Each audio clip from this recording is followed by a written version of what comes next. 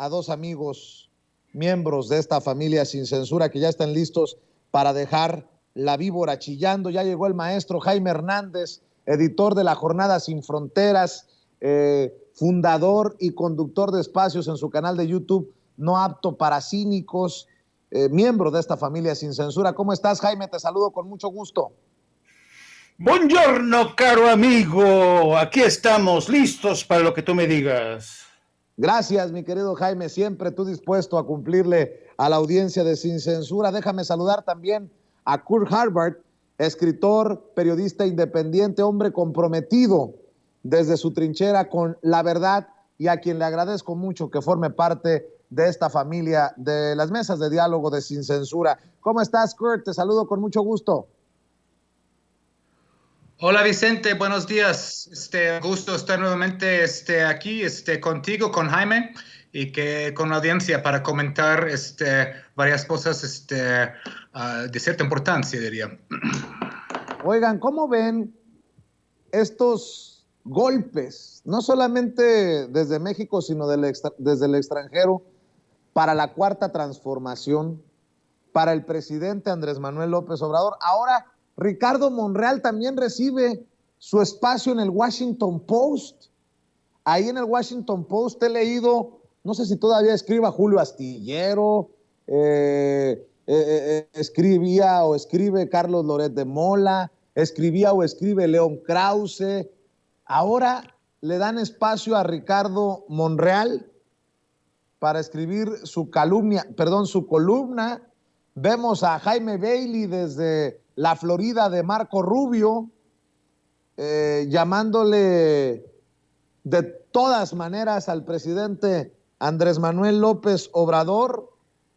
Por cierto, también sin relación a López Obrador, pero un personaje que ha señalado el presidente de México en diferentes ocasiones, Ted Cruz, tirándole con todo a la izquierda latinoamericana, hablando de este marxismo al que tanto le tiene miedo Ted Cruz por la victoria de Gustavo Petro y su toma de protesta en Colombia. Denme su opinión de esto que estamos viendo. Ahora en México las cosas no están mejor. Mencionaba hace rato a Beatriz Pajés, que dice que López Obrador quiere destruir a la Iglesia Católica. Y bien me has dicho, Jaime, y bien lo hemos analizado en diferentes mesas, Kurt, lo peor estaría por venir rumbo al 2024. Bueno, empecemos en el 2023 con el Estado de México, que es uno de los estados política y electoralmente hablando más importantes de la República Mexicana. Te escucho primero, Jaime.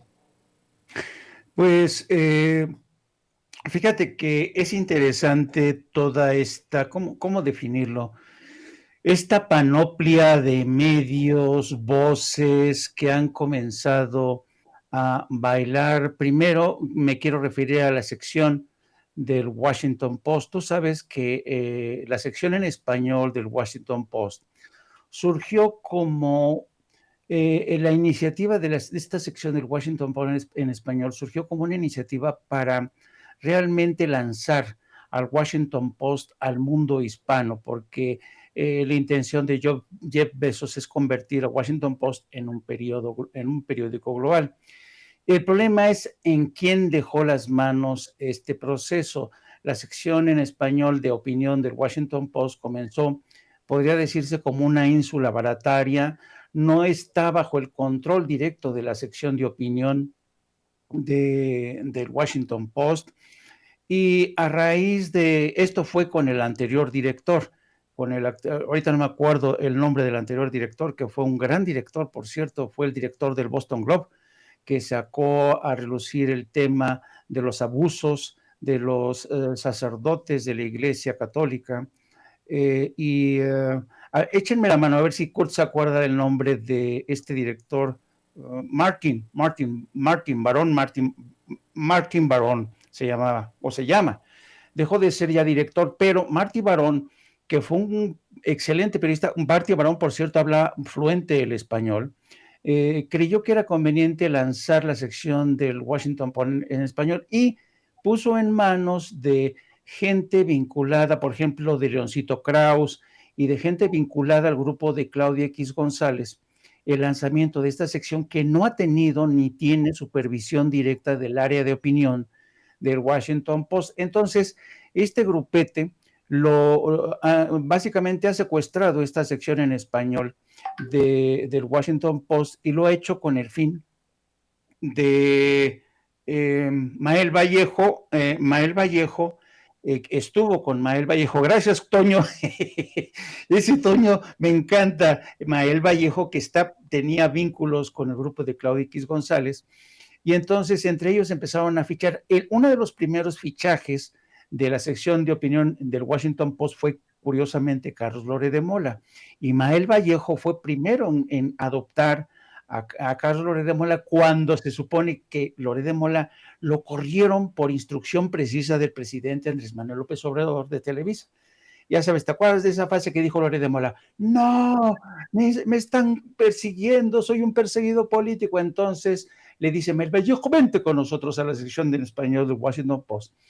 Y la estrategia de Mael Vallejo es ir mezclando manzanas podridas con manzanas sanas, es decir, mete a Loret de Mola, pero invita a otros colaboradores que no están quemados como Loret de Mola, y este es un proceso le han lavado la cara, entre otros, a Loret de Mola en el Washington Post. Bueno, y ahora vemos cómo Ricardo Monreal, que es un viejo zorro, se ha colado en este gallinero y con la intención de decir que Morena ya no es lo que era, porque desde que se salió el presidente todo es un desmadre. Entonces, ahí te das cuenta de cómo alguien ya tiene secuestrada desde hace tiempo esta sección. Hacen como que invitan a periodistas honestos, pero los mezclan con otros personajes impresentables, ¿no? Bueno, pero esto han convertido esta especie de chiringuito de puesto callejero de la opinión, de la sección de opinión en español del Washington Post, una especie de francotiradores que están, porque si tú revisas el historial, los que más publican, Loret de Mola, León Krauss, y ahora está debutando el señor Ricardo Monreal. Bueno, pero también esto tiene que ver con una percepción que hay desde Estados Unidos sobre la realidad de América Latina en general y de México en particular. Estaba revisando la intervención de Ted Cruz a propósito de la asunción al poder de Gustavo Petro, y es fascinante, ¿no? Es como revivir, ¿sabes?, la época del macartismo, ¿no? Cuando Estados Unidos iba de todo aquel y de todo aquello que sonara comunista, socialista, la época de las listas negras, y Ted Cruz se ha apalancado ahí en momentos en que el Partido Republicano se está corriendo cada vez más a la extrema derecha, incluso con una nueva forma de neofascismo, ¿no? Entonces, es fascinante porque cuando escuchas tú a Ted Cruz hablando contra la amenaza de una América Latina que se está orientando más hacia el socialismo y el comunismo, por cierto, unas etiquetas que han perdido su razón de ser. Ya no puedes hablar de socialismo y comunismo como se hablaba en la década de los 50, 60 en Estados Unidos.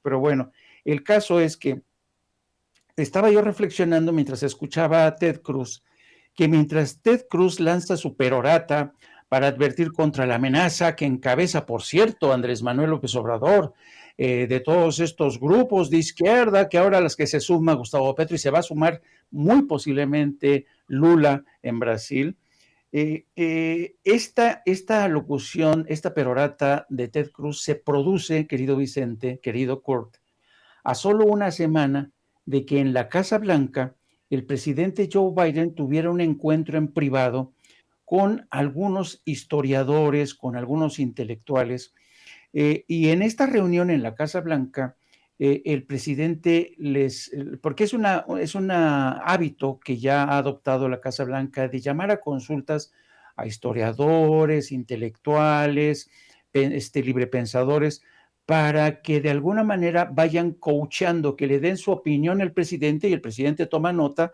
y decide en consecuencia. Bueno, en esa reunión de apenas la semana pasada, este grupo de historiadores le advirtió al presidente Biden de dos problemas muy graves. Uno, la división tremenda, la polarización tremenda que se está viviendo en Estados Unidos y que se parece mucho al periodo de la guerra civil, el momento digamos, el prolegómeno de lo que fue la primera guerra civil con Lincoln, ¿se acuerdan? Bueno, y si el país está tan dividido que nos encontramos en una situación muy parecida a la que pasó con Lincoln.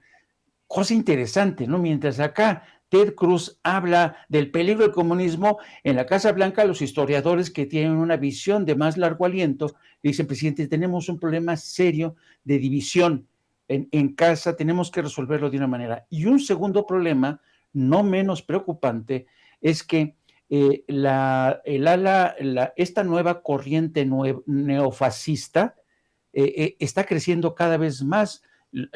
Tomó impulso con Donald Trump, pero ahora es cada más evidente porque esta nueva corriente neofascista se ha hecho con el control o parte del control del Partido Republicano. Esa es otra de las grandes amenazas que está enfrentando Estados Unidos, la democracia de Estados Unidos, y es un periodo muy similar de la década de los 40, cuando estaba Franklin Delano Roosevelt, y en aquel momento había un coqueteo impresionante en Europa, ¿se acuerdan? En la década de los 40, con el fascismo en Europa, Hitler, Mussolini, Franco.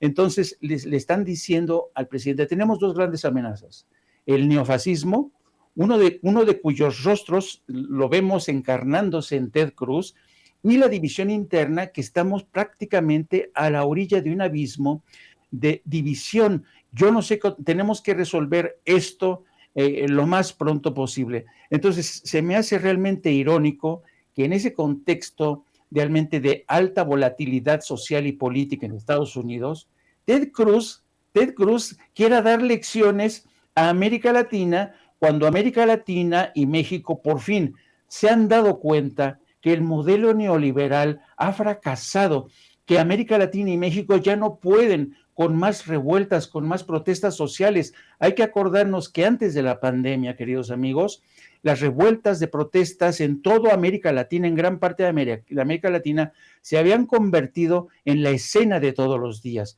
Cuando viene la pandemia, se sofocaron, pero es este reclamo de la sociedad que ya no aguanta tener en el cogote la bota del neoliberalismo, fue lo que provocó, entre otras cosas, la victoria de Andrés Manuel López Obrador.